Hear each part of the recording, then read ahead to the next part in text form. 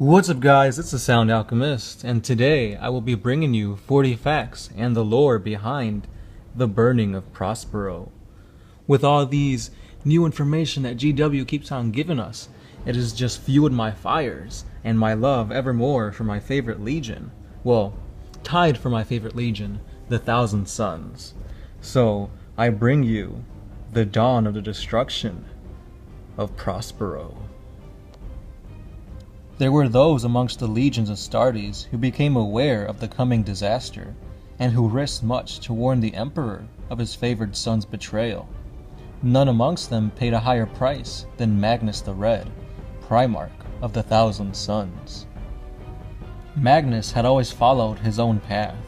Sent hurling through the warp as an infant during the scattering of the Primarchs, the grotesque giant had the fortune to come and rest upon a planet of hermit-like psychers, who embraced him, where a standard Imperial would surely have purged him as a mutant.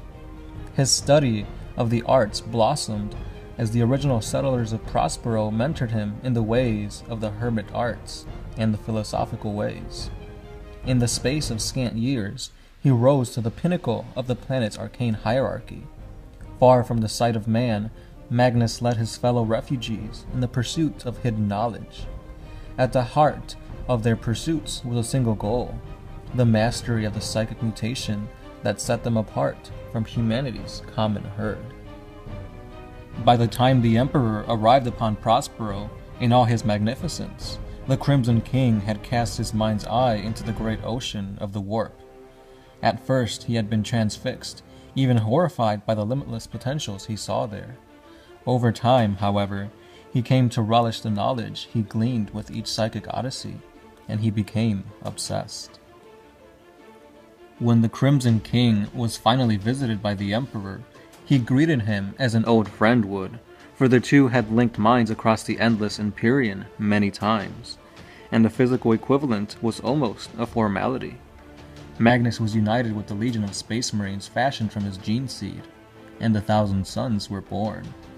Though physically the equal of their brother legions, mentally they had been cast in their forefather's image, and many had psychic abilities, far more potent than any blade or bullet. Deep within their genetic structure, however, the Thousand Sons had a dangerous instability that saw several of their number undergo the uncontrolled mutation known as the Flesh Change. Magnus, with his limitless intellect, found a way to bypass this flaw. For a while, it was all well, and the Thousand Sons soared to new heights of ability as they combined their psychic mastery with their peerless might of the Legion of Astartes. Many a world was conquered and brought to compliance in their wake. All that was to change at the Council of Nicaea. In many ways, that great judicial gathering, presided over by the Emperor himself, was seen as a trial for the Thousand Sons. Some of the Primarchs amongst them, Mortarion and Leman Russ, had witnessed the destructive powers of Master Psychers firsthand, and considered them a dangerous liability. The debate was long and arduous, but at its culmination an edict was issued. The legions would cease their use of the Psychers, their librarians reassigned to standard fighting units, and forbidden to use any mental powers. Each legion compliant, and sanctity was then brought and ensured by the chaplaincy. Magnus, whose entire order was built on a bedrock of Edric lore, outwardly acquiesced, but he continued his studies of the Empyrean in secret, and his Thousand Sons likewise continued to perfect their own arts. It was Magnus's obsession with uncanny abilities that ultimately sealed his doom. When the War Master Horus fell at Davin, Magnus the Red witnessed it all. Through astral projection, the Crimson King beheld Horus's turning from light, and it shook him to his very core. He used warpcraft to send a message, winding across the galaxy to the Emperor upon Terra, a pulse so strong it could not be denied. That psychic imperative burst the carefully marshaled defenses of the Emperor's inner sanctum, filling his mind with Magnus's visions, and wrecking the great work for which he planned to bring final order to the galaxy. Incensed beyond measure by this transgression, the Emperor immediately sent for his trusted champion and executioner, Leman Russ of the Space Wolves. Russ was secretly pleased by the chance to test the might of his Fernresian warriors against his rival legion, for he considered them to have strayed from the Imperial's designs. He gathered his warbands and made haste to Prospero, his fleet entirely unopposed.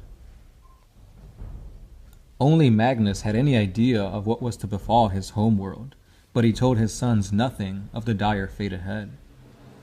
In causing the psychic disaster at the Emperor's palace, Magnus had realized that his pride in his own ability had blinded him from the consequences of its use. He had retreated to Prospero and remained in seclusion, brooding on the events that had led him to such extreme measures. Some believe it possible that he invited this fleet to his door, masking their approach so that his 1,000 sons would find absolution in the fires of the coming invasion. When the wolves struck, it was with world-shattering force. Munitions rained from their orbiting fleet like hail. The beautiful architecture and cultivated gardens of Prospero consumed in a world fire. Only fair Zika remained intact. This metropolis was protected by a vast psychic shield. There would the fates of the 1,000 suns and space wolves be intertwined forever. Now we shall dive into the lore of Azek Ahriman. Azek Ahriman was the chief librarian of the 1,000 Suns. During the Legion's founding, the most psychically gifted of Magnus's disciples were split into several distinct temples. Amongst them were the Pavoni, a cabal of gifted biomancers, the Raptora, masters of telekinetics, the Pyrae, those who could conjure and control flame, and the Athenians, who practiced telepathy. Alongside them fought the Corvidae, who sifted the strands of the future, with Ahriman as their Magister Templi. Even with all this wisdom and supernatural prescience, Azek Ahriman was unable to foresee the doom that was to tear them from the heart of his legion and set his world aflame. Long before the invasion of Prospero, Ahriman's twin brother, Ormuzd, was lost to a cursed genetic instability that saw him devolve into fleshy ruin. Since that dark day, Ahriman had obsessively searched for ways to influence and predict the future. At first, he desired a harmonious accord between the 1,000 suns and the wider galaxy, for the loss of control was his greatest fear. Ambitions and intensity capable, he became a guiding light for his legion. Yet, there was one who made him look dull by comparison: his Primarch. When Russ came for him, Magnus the Red psychically shrouded the Imperial fleet from Ahriman and the Corvidae. In this way, he ensured that his legion would receive the punishment he believed was due. Ahriman, who had always looked upon Magnus as a beloved father and mentor, was devastated when the Imperial invasion hit home. How could Magnus have let this happen? Ahriman's love for the Primarchs soured to a bitter ire. Unwilling to simply give up, he marshaled his surviving brothers and fought back hard, for Prospero's sake if nothing else. With the swelling power at the warp of his fingertips, Ahriman's counterattack was a powerful one indeed. Tactical Division Pavoni Cult, Roten Za. Roten Za is part of the Pavoni Cult, and he uses the esoteric abilities of the Biomancer to channel warp energy through his physical form. This gives him a supernatural resilience that saw him fight on through grievous trauma. Despite having sustained gaping vulture wounds in his torso during the opening stages for the War of Prospero, Za still took a heavy toll on the invaders that spread fire in the streets of his home, before finally succumbing to the bite of a Fenrisian wolf. Lophotis Jalek Hesmut, the first company Sekhmet, Scarab Occult. As one of the Sekhmet, Magnus's Scarab Occult, Hesmut no longer exists as an individual in the conventional sense of the word. Having put aside the sense of self in the quest for enlightenment, he fights to follow orders with perfect calm, the eye of a storm of psychic flame and mass reactive bolts he sends blazing into his enemies. He is one of the vaunted Adepts Exempli, expert psychers who stand but one step from perfection of the Dominus Liminis. His weapons are those of the Legion Astartes, but also those of the Scarab Occult. Hailing from the Pyrae cult in his former life, Hesmut is able to bring whirling storms of warp fire into being. Hesmet was such a warrior that he never sustained a wound. That is, until the invasion of Prospero.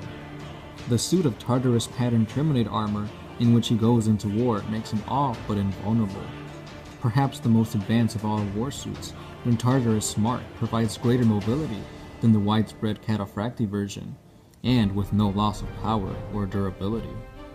Hesmet was instrumental in the Scarab Occult's defense of the Athenian library as a devastating climax of the Prospero War, and later bought time for his legion to escape before he too succumbed to the flesh curse. And that brings us to the conclusion of the first part of the Burning of Prospero.